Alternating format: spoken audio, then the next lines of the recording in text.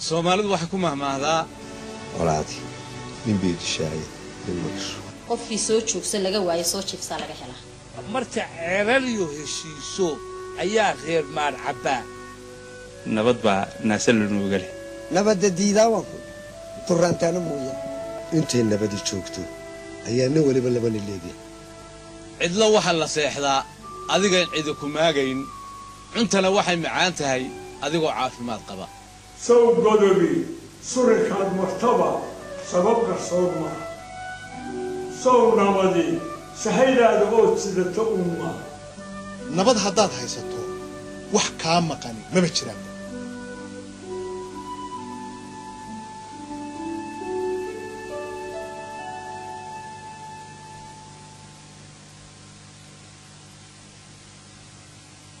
Hargeisa, 1991.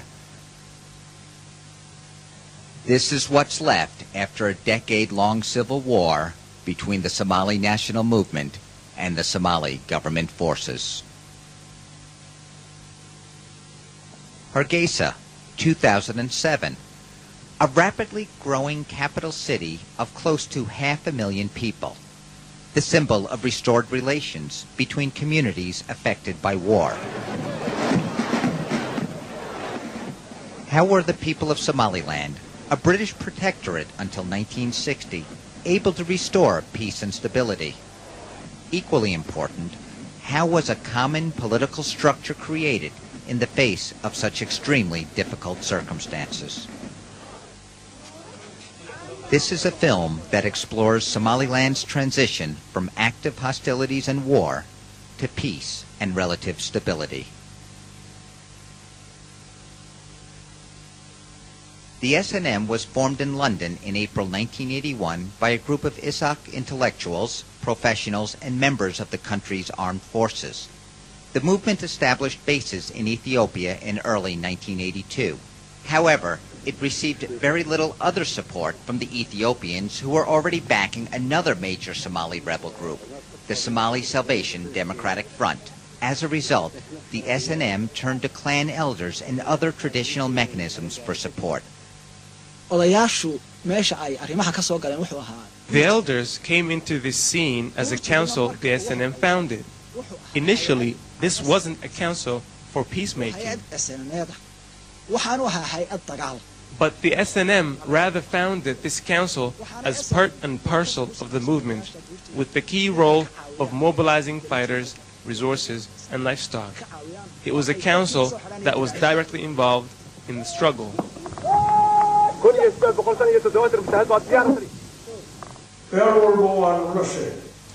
We went to all of the subclans and asked them if they were willing to commit their weapons, livestock, and young men to the struggle. And they said they were willing. Then, as a delegation of nearly 500 men, we went to Faraway, where we inaugurated ourselves as the Gurti, because designating a special Gurti for specific missions is a strong Somali tradition. As a measure to halt opposition, in subsequent years, Bari's authoritarian regime carried out a brutal repressive campaign, particularly against the Isak subclan, who provided the main base for the SNM, many of whom were subjected to arbitrary detentions, torture, and at times, execution.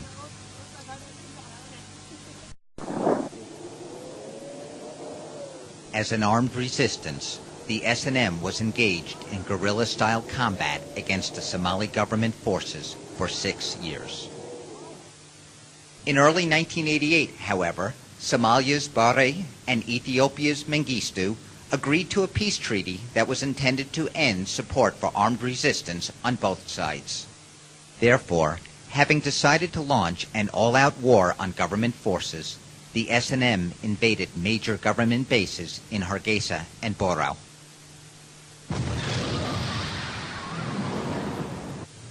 In retaliation, the government combined the use of heavy artillery and bomber planes to flatten most of Hargeisa and Borao. In many ways, this war wasn't a traditional Somali conflict. There are two key differences. The first one, of course, being the fact that the conflict was over a state and the power that comes with it.